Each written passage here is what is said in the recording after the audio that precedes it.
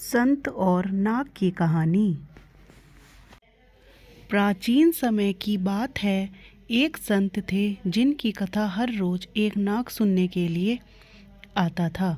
वहाँ पास के गांव में एक ब्राह्मण अपने परिवार के साथ रहता था। उनके परिवार में उसकी पत्नी और एक लड़का था। वह बहुत गरीब थे। उनके हालात यह थे कि कभी कभी उनके पास खाने के लिए भी नहीं होता था। ब्राह्मण की पत्नी बहुत तेज और चालाक थी। वह रोज ब्राह्मण को भिक्षा मांगने के लिए कहती थी, लेकिन ब्राह्मण उसकी बात पर ध्यान नहीं देता था और घर में बैठा प्रभु का नाम जपता रहता था। पत्नी के रोज रोज अपमान करने पर एक दिन सुबह उठा और अपना पोथी पत्रा उठाकर साथ वाले गांव की तरफ चल दिया। चलते चलते ब्राह्मण घने जंगल में पहुंच गया। अंधेरा हो चुका था, इसलिए ब्राह्मण ने एक पीपल के पेड़ के नीचे अपना आसन जमा लिया और प्रभु का नाम जपने लगा। अगले दिन सुबह ब्राह्मण उठा तो पास की नदी में स्नान करके वह आगे की तरफ चल दिया और थोड़ी देर बाद दूसरे गांव में पहुंच गया। उस गांव के लोग नास्तिक थे, इसलिए वह ना तो ब्राह्मण की कथा सुन रहे थे, ना ही ब्राह्मण को भिक्षा दे रहे थे। वह ब्राह्मण परेशान होकर वापस जंगल में आकर उसी पीपल के पेड़ के नीचे बैठ गया जहां वह रात को रुका था। ब्राह्मण जिस पेड़ के नीचे बैठा था उस पेड़ की जड़ के नीचे एक विशाल नाग रहता था। ब्राह्मण ने सोचा कि मेरी कथा तो कोई भी नहीं सुनता, इसलिए मैं पीपल के पेड़ को ही अपनी कथा सुना देता हूँ। और ब्राह्मण अपनी कथा सुनाने लगा।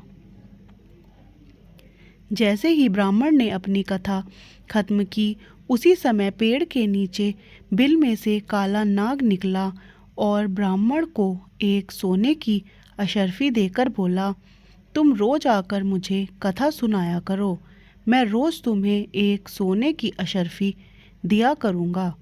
ब्राह्मण ने उसकी बात मान ली। नाग ने ब्राह्मण से वचन लिया कि तुम यह बात किसी को नहीं बताओगे और तुम्हारे सभी दुख दर्द भी दूर हो जाएंगे।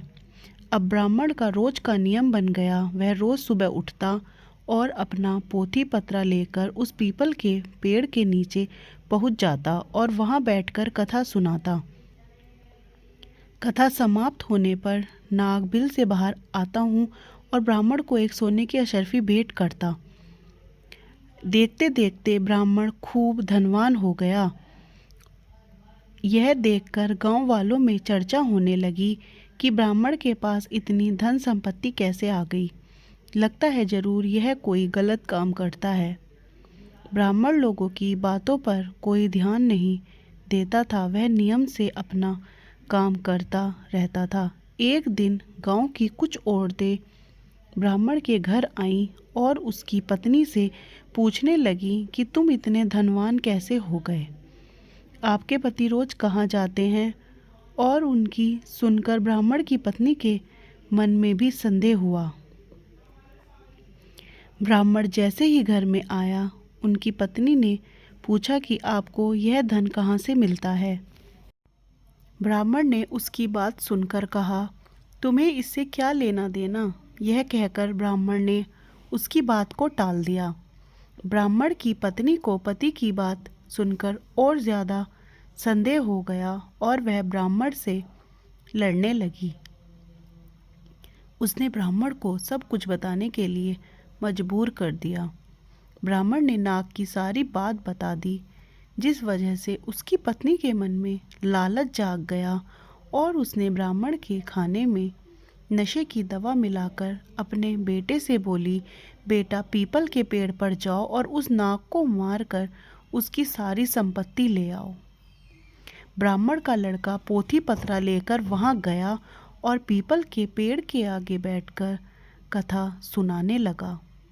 कथा पूरी होने पर वह नाग बाहर आया और उसको सोने की अशर्फी देने लगा। तभी लड़के ने कुल्हाड़ी से नाग पर वार कर दिया, जिससे नाग की पूंछ कट गई। नाग ने पलटकर लड़के को डस लिया, जिससे लड़के की मौत हो गई। उधर जब ब्राह्मण उठा तो उसने देखा कि उसका पोथी पत्रा गायब है। उसकी समझ में आ गया कि जरूर कोई गड़बड़ है। ब्राह्मण जल्दी से पीपल के पेड़ के पास गया। उसने देखा कि वहाँ उसका लड़का मरा पड़ा था। ब्राह्मण को देखकर नाग बिल से बाहर आया और उसको बोला कि मैंने तुमको कहा था, सोने की अशर्फी की बात तुम किसी को नहीं बताओगे। तुम्हें पुत्र की मौत का दुख है तो मुझे मेरी पूंछ कटने का दुख है।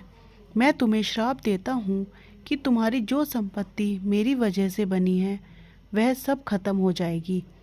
ब्राह्मण अपना सिर पीटता हुआ पुत्र की लाश लेकर वापस घर आ गया और अपनी पत्नी को बोला कि देखा, तुम्हारे लालच की वजह से हमने अपना इकलौता पुत्र गंवा दिया और हमारी सारी धन संपत्ति भी नष्ट हो गई। उसकी पत्नी भी रोती रह गई। दोस्तों, लालच एक दलदल है। लालच व्यक्ति को विनाश की तरफ ले जाता है, इसलिए जीवन में कभी भी लालच नहीं करना चाहिए। आपने इस कहानी में अभी पढ़ा कि कैसे ब्राह्मण की पत्नी ने अपने लालच की वजह से सब कुछ गंवा दिया।